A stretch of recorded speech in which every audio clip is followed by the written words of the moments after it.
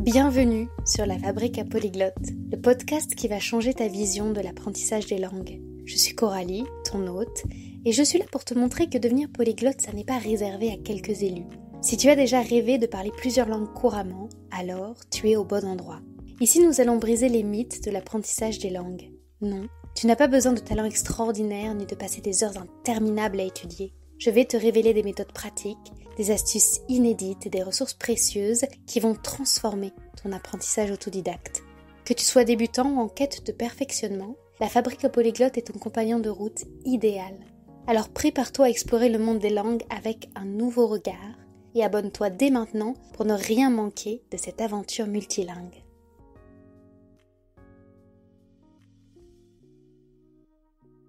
Salut la compagnie, on se retrouve pour un épisode particulièrement enthousiasmant aujourd'hui parce qu'on va préparer ta routine linguistique de l'été pour pimper non pas ton corps mais ton cerveau pour un summer brain et non pas un summer body. Bref, l'idée c'est qu'on vive notre meilleur été et l'été, on a plus de temps et même si on n'a pas forcément plus de temps, les journées sont plus longues donc on a plus l'occasion de parler, et par parler j'entends pratiquer nos langues étrangères, les travailler de quelque manière que ce soit, autour de barbecues, de grillades, j'en suis déjà à mon 3e barbecue, il y a plein d'occasions qui nous sont présentées de socialiser avec des personnes d'autres nationalités, enfin en tout cas qui ont d'autres langues que la nôtre, et c'est le moment de faire de cette saison notre meilleure saison. Je te présente souvent les routines de planification du trimestre de la même manière. En réalité, on peut vraiment saisonnaliser notre année parce qu'on est soumis à plein de cycles. Et nous, les femmes, on est soumises aussi au cycle féminin. Alors personnellement, pour les langues, ça change rien à ma routine. C'est quelque chose qui intervient plutôt dans ma planification sportive, mais pas forcément dans ma planification au niveau des langues. Par contre, moi, les saisons de l'année font en sorte que je planifie pas exactement de la même manière mon hiver et mon été. Et c'est surtout l'été qui va se détacher personnellement du reste de l'année. Tu vois, moi, en juillet, en août, j'ai plus envie de travailler l'écrit, curieusement, et la grammaire. J'en parlerai un petit peu plus tard, et j'en ai déjà parlé dans un épisode précédent, l'épisode « Il faut que je vous dise » numéro 7 sur les ressources gratuites. J'aime beaucoup travailler la grammaire l'été. C'est un moment, je te le disais, l'été où on est en général plus enclin à parler, à faire de nouvelles rencontres, à tester de nouvelles choses. C'est une saison qui est parfaite pour travailler l'expression, je trouve, que ce soit l'expression orale ou l'expression écrite. Et personnellement, je te le disais, l'hiver, moi j'ai plus tendance à travailler mes capacités passives, enfin le mot que je trouve le plus juste, c'est les capacités réceptives. Tout ce qu'en anglais on désigne par input. Donc l'été, à contrario, c'est vraiment, vraiment idéal et j'insiste là-dessus pour l'output ou en bon français, comme je le disais, nos capacités d'expression. C'est aussi un moment de l'année où je suis plus tournée vers le jeu. Et quand je parle de jeu, je ne parle pas de beach volley, mais bien que une partie de molki entre amis c'est toujours cool, non, je te parle de jeux de société. Pas forcément du Uno, hein, les jeux qu'on peut facilement jouer dans une autre langue. Voilà, il y a quelque chose de l'ordre de l'amusement, du ludique l'été. Et c'est aussi le moment où je pense à des activités beaucoup plus participatives, des activités de groupe et puis des activités dehors. Aujourd'hui, on va prendre ces notions en compte de saison et on va concocter ensemble une routine de cerveau pour préparer, je te le disais, non pas un summer body mais un summer brain, un cerveau estival de polyglotte pour faire de cet été le meilleur été de ta vie avant celui de l'année prochaine qui aura l'occasion d'être encore plus sympa. Et je vais devoir finir cet épisode par une annonce qui n'est pas forcément plaisante à faire, qui ne devrait pas plaire à tout le monde, mais qui est quelque chose qui devait bien arriver un jour. Mais reprenons d'abord sur nos routines estivales. On va miser, je te le disais, sur l'outdoor, sur le fait de pratiquer dehors. Et on va voir aussi qu'au niveau des objectifs, je ne les pose pas de la même manière en été. Mais commençons par qu'est-ce qu'on peut faire pour pratiquer plus en extérieur parce qu'il fait en général plus beau, plus chaud, les journées sont plus longues et on veut passer plus de temps dehors qu'en hiver. J'avais fait un super épisode avec Johanna de Walking Languages. Johanna, elle propose des cours de langue génériques que tu peux utiliser avec n'importe quelle langue et des cours d'anglais pour ceux qui ont besoin de travailler leur anglais associés à des principes de marche en extérieur qui sont tout simplement merveilleux si tu vis une période de stress, si tu as besoin d'avoir moins de sédentarité dans ta vie et tu peux travailler comme ça de manière combinée tes langues et le fait d'aller prendre l'air dehors, de t'oxygéner, le cerveau. Encore une fois, c'est très bon pour le cerveau. Il y a des tas d'études qui ont été faites sur la marche qui montrent à quel point c'est bénéfique pour nous, pour plein d'aspects de notre santé. Donc je t'invite à réécouter cet épisode que je remettrai en description pour que tu puisses le trouver facilement. Et d'ailleurs, je vais personnellement reprendre les documents que j'avais fait. Moi, j'avais fait un atelier de 2 jours, une formule qui, je crois, n'existe plus. Et je vais reprendre les fichiers de mon 2-day language experience que j'avais fait avec Johanna.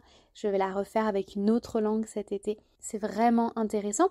Je vais aussi te remettre le lien vers l'épisode une séance de sport, une séance de langue, où je te parle de toutes les occasions qu'on a de mutualiser notre apprentissage. Alors ça, la mutualisation, c'est plutôt dans une logique d'écoute, d'input, alors que là, on était en train de se diriger vers l'output, c'est-à-dire l'expression et pas la réception de données. Mais l'été, on a plein d'occasions aussi de mettre en place facilement de l'écoute passive en misant sur toutes ces nouvelles activités qu'on peut faire l'été.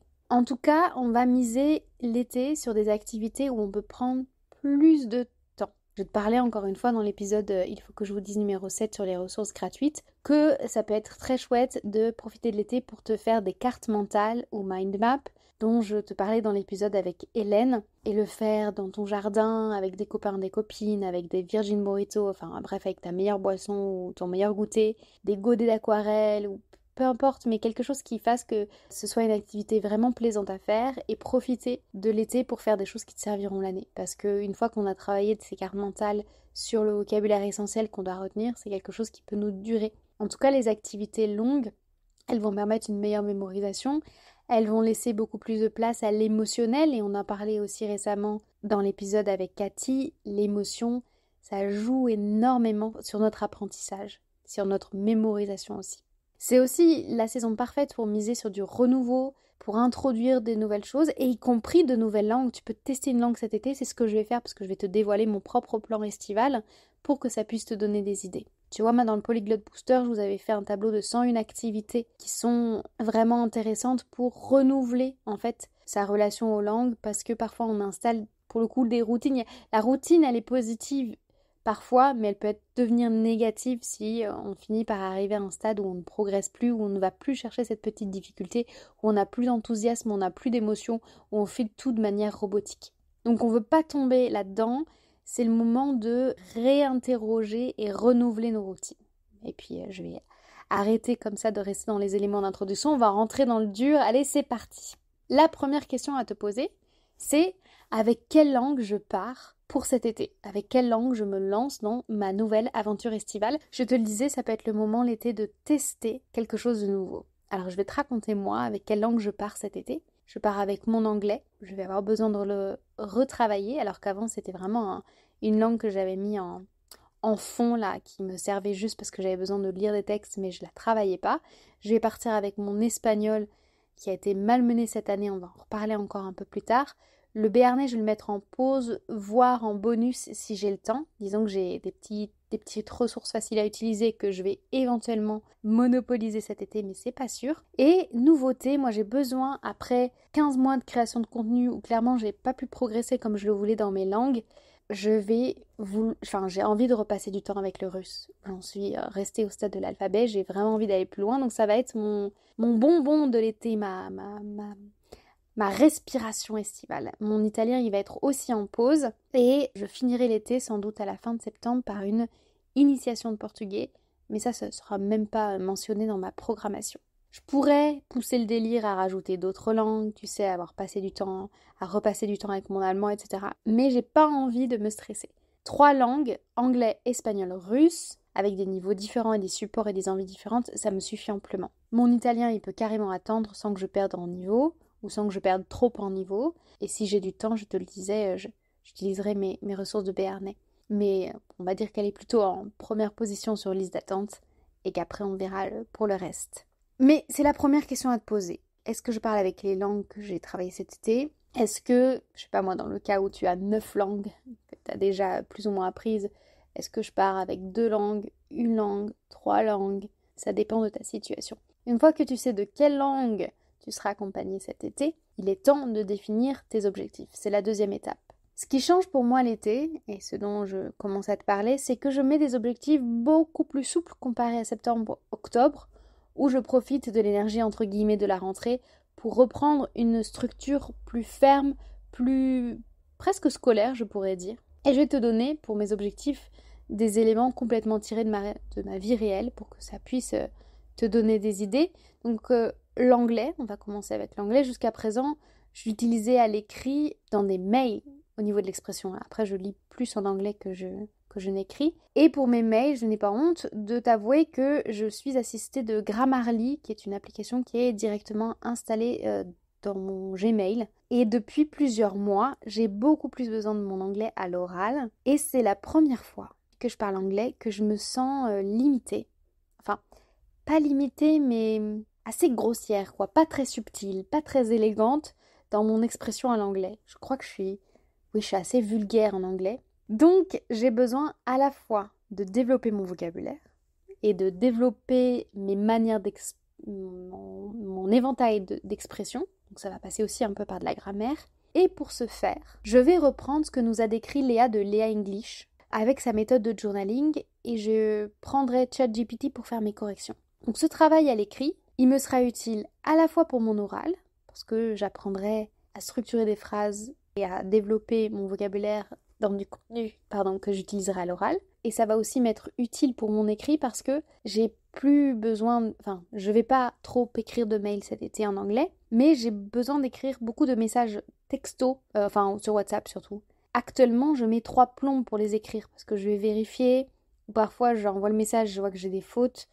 Alors quand c'est des petites fautes, c'est pas grave. Quand c'est des grosses fautes, ça m'énerve. Donc je veux pouvoir aller plus vite de ce côté-là. Et cette activité de journaling, elle répond à tous mes besoins. Mon besoin de mieux parler et mon besoin d'être plus, j'allais dire véloce. Ça se dit? Plus rapide. Ça se dit peut-être pas.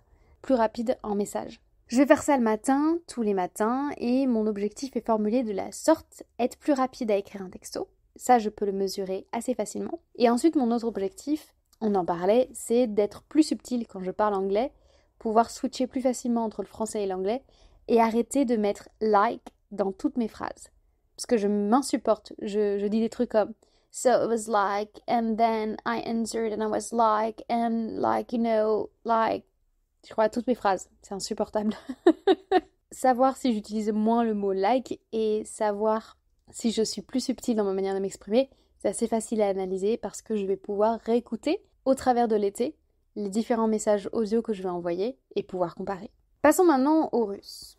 Mon objectif, c'est de m'amuser parce que là, j'ai des frustrations linguistiques dont je vais te parler un peu plus tard et j'ai reçu la méthode Assimil, tout simplement. J'ai voulu quelque chose de pas prise de tête, un support que je pouvais suivre tranquillement. Et surtout un support que je pouvais utiliser dehors, dans le jardin, avec la méthode du papier, avec la méthode au format papier, puisque c'est un bouquin que j'ai, et des audios. Et je vais miser sur ça, sur ne pas avoir de prise de tête, ne pas me poser de questions, ne pas, alléluia, travailler sur l'ordinateur. Voilà, ça sentira les vacances, dans le jardin, au soleil. Je vais commencer un tout nouveau cahier qui sentira bon le neuf et tout. Et je t'encourage à avoir une langue ou un domaine de ta langue sans objectif précis, avec juste l'envie d'avancer, de pratiquer, de profiter, de t'amuser. Et c'est vraiment ça. Et donc, comment je me le formule, mon objectif pour le russe? Tout simplement d'avancer. Je me fais pas un objectif comme il faut que je finisse tant de chapitres, il faut que j'aille jusqu'à tel but. Parce que, en réalité, j'ai pas envie de parler tellement de l'actualité, mais j'ai été arrêtée en plein vol dans un projet concret à Saint-Pétersbourg.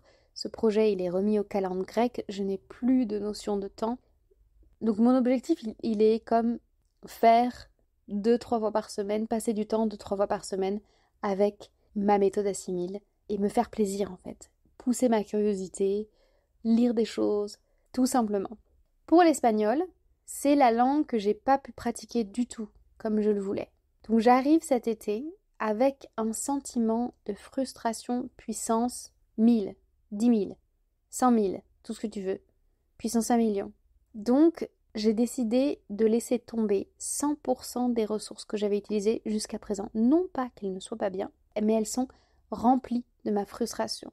Donc, je vais faire peau neuve cet été en changeant tous mes supports. Je vais consolider mes bases avec un cahier d'exercices Assimil qui va me permettre d'abord de m'amuser puisque j'en ai touché deux mots, j'aime travailler ma grammaire l'été. Je le disais dans l'épisode sur les ressources gratuites. C'est le seul moment de l'année où je trouve ça fun, parce que les cahiers d'exercices assimiles, à ne pas confondre avec la méthode, ils me font penser aux cahiers de vacances passeport que j'avais quand j'étais enfant, et j'adorais ça. C'est un peu une Madeleine de Proust parmi toutes les Madeleines que j'ai. Et donc faire ce cahier d'exercice en espagnol, ça aura le bénéfice de me faire voir que je sais des choses, que je suis pas la triple buse que je pense être. Je vais voir noir sur blanc mes acquis. Je vais aussi écouter du contenu fun. Le cahier d'exercice, comme la méthode de Russe, c'est un bouquin. Donc je peux faire ça sur la plage, en montagne, au fond du jardin, dans mon lit avec au bout du lit un ventilateur activé qui envoie des vagues d'air qui me caressent le dos. Bref, c'est sympa, c'est mon idée. Moi, j'ai pas envie d'application, j'ai pas envie d'ouvrir un onglet Google Chrome pour pratiquer les langues. Voilà, j'ai envie de choses tranquilles. Le papier, ça permet un temps long d'écrire avec des stylos, de pouvoir faire ça dehors, de pas avoir des problèmes de reflet d'écran. Tout ça, ça me fait plaisir pour l'été. Pour la pratique orale, c'est pas encore tout à fait organisé, mais j'ai des tas de personnes que je connais avec qui je peux organiser des sessions. Donc je suis encore en train de voir en fonction des disponibilités des uns et des autres. J'ai des petites idées, rien de formel, avec de vrais gens. Peut-être certains, ça sera sur WhatsApp quand même. Et je ferai en sorte que ce soit régulier, mais zéro pression. Mon objectif pour le mois 1, c'est de finir mon cahier d'exercice. Donc un objectif simple. Mon objectif pour le mois 2, qui va donc être le mois d'août, c'est d'avoir parlé pendant 6 heures en un mois. Et 6 heures en un mois, ça représente pas grand-chose, en tout cas par rapport à mon niveau. Et j'attends la fin du mois d'août pour penser mes objectifs de septembre. Donc je ne fais même pas une programmation au trimestre complet. Qu'en est-il pour toi ? Je te conseille de te poser des objectifs qui restent concrets, mais qui soient moins intenses ou plus intenses, selon ce que tu souhaites faire.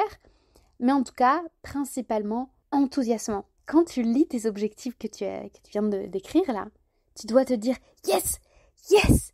en imaginant les avoir atteints. Ça doit vraiment te plaire. Tu peux mettre entre parenthèses certaines langues, certains objectifs. Voilà, tu peux changer toutes les ressources.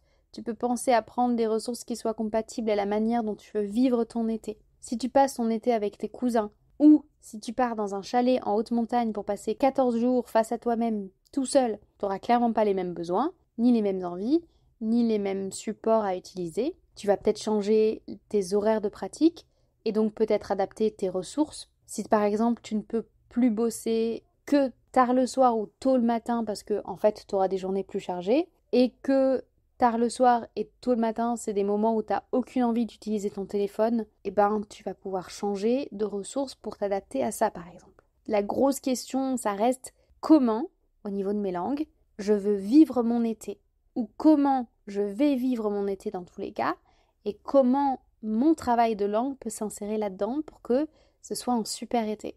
Dans quelle situation émotionnelle, je peux préciser, je me retrouve face à mes langues. Est-ce que je suis content, frustré, en colère, lassé, heureux, curieux? Une fois que tu identifies ça, ça devrait logiquement t'indiquer quoi faire. Par exemple, je suis hyper frustrée en espagnol et donc ce que j'ai envie de faire pour pas lâcher la langue, pour pas m'énerver, c'est de créer un sentiment de renouveau et de travailler sur des ressources qui me montrent concrètement où est-ce que j'en suis. Je te dis souvent de bien penser à l'équilibre entre développement de tes capacités de compréhension orale, d'expression orale, de compréhension écrite et d'expression écrite. Et définir ces objectifs, c'est aussi faire le point où on en est par rapport à ces dimensions-là de la langue et choisir le focus de ton été. Et ton objectif peut être tout simplement développer mon expression écrite en telle langue. Et tu peux décider de consacrer un trimestre, donc 3 mois, à cette compétence précise. Comme tu peux avoir besoin, et là ça dépend de tes objectifs, de travailler de manière holistique et de vérifier que tu travailles bien sur tous les points. En tout cas, penser à des objectifs, c'est aussi penser à quelles compétences ai-je besoin de développer. Pour moi, l'été, c'est le moment où je suis moins tournée vers la notion de productivité et plus tournée vers la notion d'exploration. Encore une fois, c'est personnel, peut-être que ce ne sera pas ton cas. Parce qu'il y a des phases, et pour moi c'est le reste de l'année, où on a un plan qui fonctionne plus ou moins et on met son énergie à exécuter un plan bien rodé. Mais on a aussi besoin de phases où on va explorer de la nouveauté, où on a besoin que le cadre soit moins défini, où il y ait plus de place à la créativité et c'est comme ça que je vis mon été. Je connais encore une fois ni ton métier, ni ton emploi du temps, donc adapte tout ce que je raconte à ta situation. Si toi, tu es dans l'exploration, tu es dans la souplesse à un autre moment de l'année, reviens sur cette vidéo, sur ce contenu à ce moment-là de l'année. Mais en général, je sais qu'on est beaucoup, c'est pour ça que je me permets cet épisode, à avoir un été qui nous permet l'exploration. Continuons, repartons, oui, c'est plutôt continuons sur la construction de ta Summer Brain Routine. Donc à ce stade, tu connais ta ou tes langues de l'été, tu as une idée plus ou moins stricte, plus ou moins définie de tes objectifs, qui naturellement désigne les supports que tu vas avoir besoin d'utiliser cet été. Ensuite vient le moment de décider concrètement de ta routine, c'est-à-dire qu'est-ce que je vais faire chaque jour, qu'est-ce que je vais faire à la semaine. Donc tu peux avoir une logique à la journée et par exemple décider. Le matin, je vais passer 30 minutes à soit petit A, réviser du vocabulaire, petit B, étudier une notion de grammaire avec une méthode, petit C, faire du journaling, obtenir une correction et noter de nouveaux mots. Tu peux décider de passer 1 heure l'après-midi à petit A, écouter un podcast ou une vidéo. Petit B, trouver un moment pour pratiquer avec un partenaire de langue, que ce soit en réel ou via des applications comme HelloTalk ou Tandem, ou utiliser une application qui se concentre sur l'expression orale, avec un bot par exemple, ou parler avec un tuteur ou une tutrice privée. Petit C, lire un livre ou tout autre contenu en langue étrangère. Tu peux profiter le soir de 30 minutes plus relax pour petit A, réviser le vocabulaire rencontré dans la journée et permettre ainsi une meilleure mémorisation. Petit B, regarder un film ou une série dans une autre langue et pratiquer pendant 10 minutes du shadowing. Petit C, faire du journaling de gratitude dans une autre langue ou bien lire, tout simplement. Voici des exemples d'activités à répartir dans ta journée, à répartir pour une seule langue si tu fais un apprentissage intensif d'une seule langue ou à répartir ces activités en fonction de tes langues, comme ce sera le cas pour moi. Ce que je vais faire le matin, c'est du journaling en anglais, avec en bonus l'utilisation de mon module de révision de vocabulaire de Béarnais. L'après-midi, de l'écoute de contenu en espagnol sur le temps de la digestion, où je suis parfaitement capable d'écouter, plus l'utilisation de mon cahier d'exercices Assimile. Et en bonus, la lecture en italien, parce que j'ai quelqu'un qui m'a ramené des magazines d'Italie.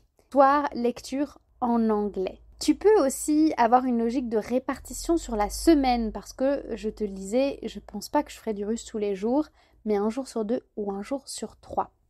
Si tu étudies une seule langue, voici comment tu peux penser, par exemple, ton plan à la semaine. Lundi, je fais une leçon en face à face avec un professeur privé ou je fais 1 heure de pratique de la conversation avec un partenaire de langue. Le mardi, c'est immersion culturelle, avec un film ou une série ou des recherches sur un sujet précis, voire de l'immersion musicale de la langue étudiée.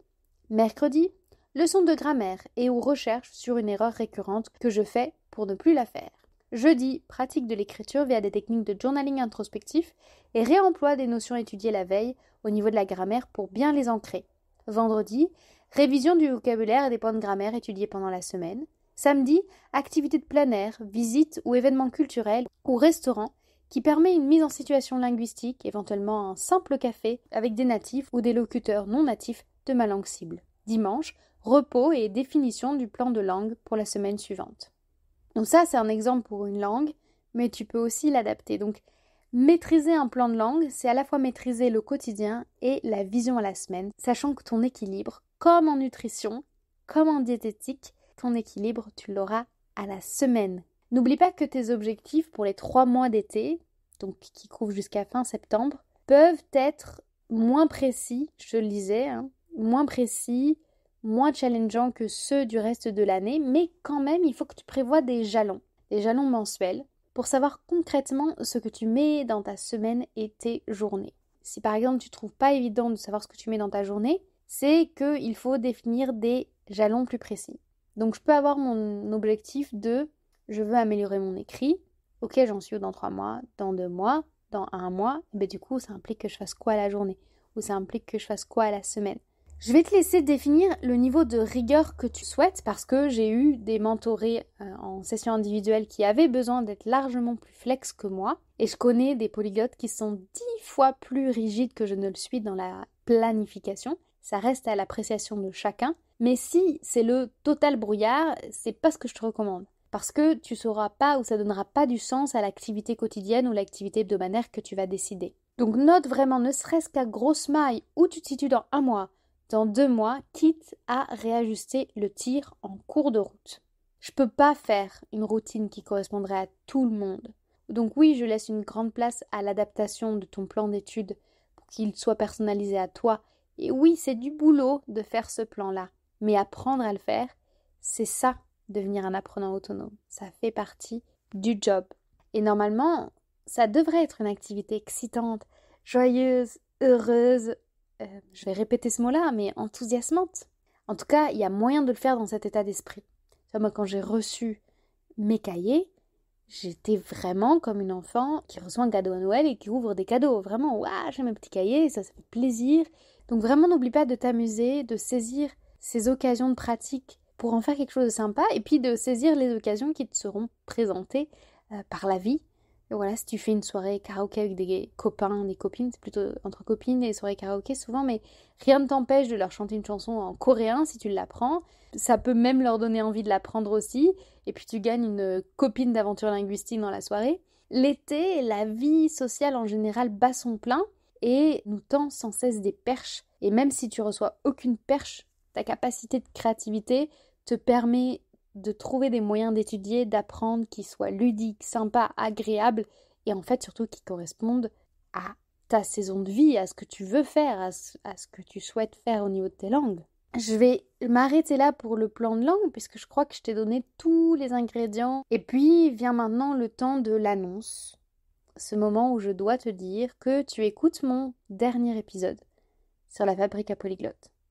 Je ne peux pas dire qu'il y en aura plus jamais, absolument plus jamais de toute la vie, mais en tout cas, j'ai plus l'intention de publier des épisodes de podcast sur la fabrique à polyglotte pour 2024, pas plus pour 2025 à l'heure où j'enregistre cet épisode, et je vais te donner les raisons de cet arrêt du podcast.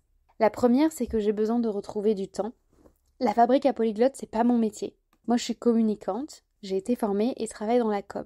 Quand j'ai décidé de donner des cours de langue, c'était pour rajouter une corde à mon arc, comprendre la psychologie de l'apprenant et commencer un laboratoire autour des langues, d'abord pour me servir moi.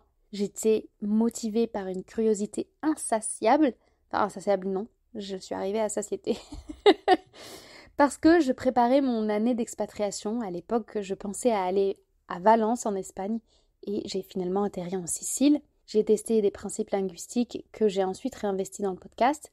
Mais ce podcast me prend 6 heures par semaine, en plus de mon temps de travail. C'est 6 heures de temps que j'ai pas pu investir dans ma propre pratique des langues, ce qui fait que, depuis que je tiens ce podcast, j'arrive à peu près à travailler mes langues, mais tellement peu par rapport à ce que je souhaite faire, et j'ai jamais eu des résultats aussi médiocres, un avancement aussi faible, et faire du surplace, ne pas avoir de résultats, c'est clairement pas ma came. J'ai besoin de reprendre ce temps pour travailler les langues vraiment. La deuxième raison, c'est que, je te le disais, ça n'est pas mon métier. Et en fait, c'est pas le sujet numéro 1 de ma vie. Au moment où j'ai commencé, oui, c'était mon hobby numéro 1. J'étais toujours contente d'apprendre des choses nouvelles. Encore une fois, je préparais mon expatriation. Et puis aujourd'hui, je suis rentrée en France. Même si j'utilise encore les langues étrangères, je travaille toujours avec des entreprises étrangères. Je ferai sans doute plein de voyages à l'étranger pendant les années à venir, etc. Mais c'est plus mon hobby numéro 1.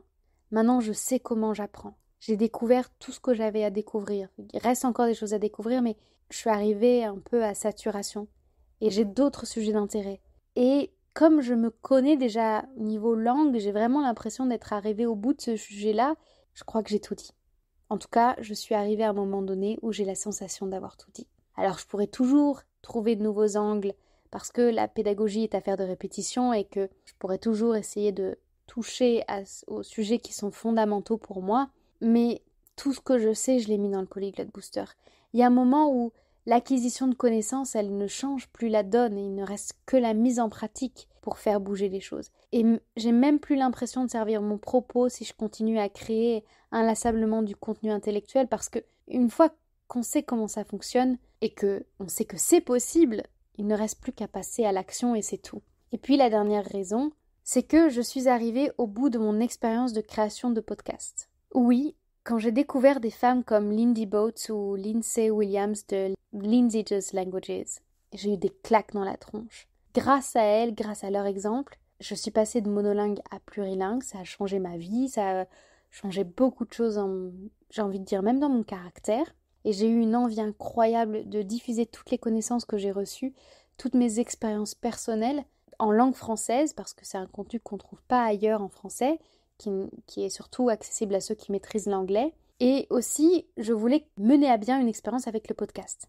D'un point de vue personnel, je m'étais lancé le challenge de tester la création de contenu avec du podcast, alors que je ne l'avais jamais fait, de créer une audience autour d'un média, le podcast, c'est un média qui a un potentiel de découvrabilité, pour utiliser le jargon du métier, un potentiel de découvrabilité quasi nul. Alors j'avais un challenge technique, un challenge éditorial, le challenge aussi de réussir à être constante. Et j'ai réussi tout ça. Pendant 15 mois, chaque semaine, j'ai fourni du contenu, 2 fois par semaine depuis 2 mois pour tester. Et ça, c'est une belle réussite, puisque la majorité des podcasts lancés ne vont pas au-delà de cet épisode. J'avais le défi d'augmenter mes écoutes de fois en fois, et puis j'ai réussi en 15 mois à atteindre un total de 45 000 écoutes. Pour un podcast de niche, tu vois, c'est pas mal.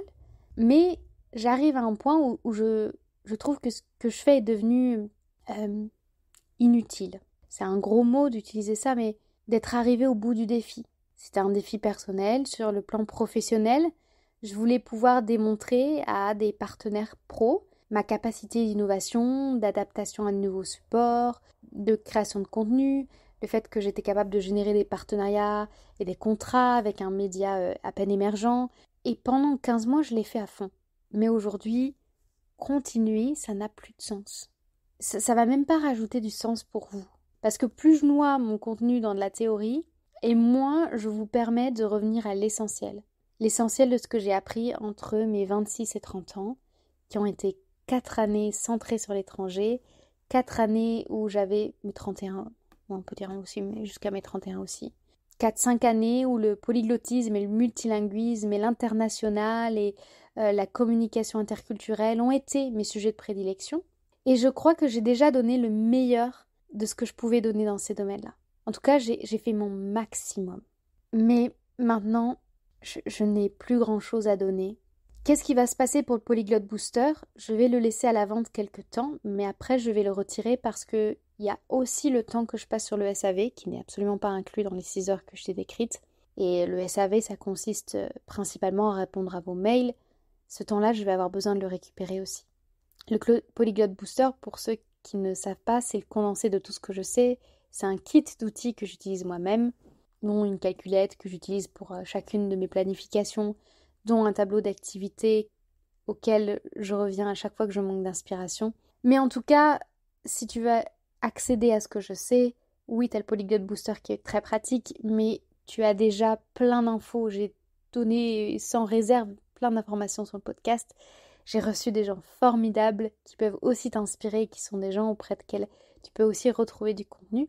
Et si tu reparcours tous les épisodes, qui sont assez nombreux, tu as accès à tout ce que je sais. Il ne me reste plus d'abord qu'à te remercier parce que on a eu des échanges incroyables sur Instagram, par mail, et je te souhaite le meilleur pour la suite de ton aventure linguistique. Le meilleur été tout d'abord, on a déjà un été incroyable à planifier, et puis une sublime continuation à cet été. Merci d'avoir écouté cet épisode de la Fabrique à Polyglotte jusqu'à la fin. J'espère sincèrement qu'il a été enrichissant pour toi. Si c'est le cas, j'ai une faveur à te demander. Pour soutenir notre communauté polyglotte grandissante, pourrais-tu prendre un instant pour attribuer 5 étoiles à ce podcast sur ta plateforme d'écoute et le partager autour de toi. Ton soutien, c'est la clé de la longévité de ce podcast. Je te remercie chaleureusement pour ce geste. Et en attendant notre prochain rendez-vous, je te souhaite d'incroyables conversations en langue étrangère. Mais surtout, reste curieuse, reste curieux.